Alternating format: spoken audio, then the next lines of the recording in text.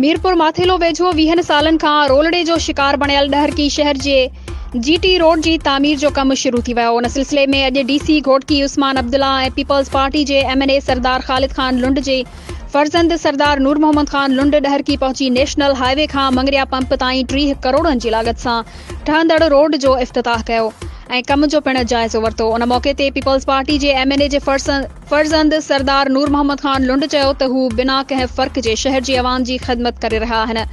हुन चयो त असां ॻाल्हियुनि में न पर अवामी ख़िदमत में यकीन रखूं था, जंहिं जो सबूत अॼु जा डहरकी शहर में थींदड़ कम शाहिदी ॾेई रहिया आहिनि।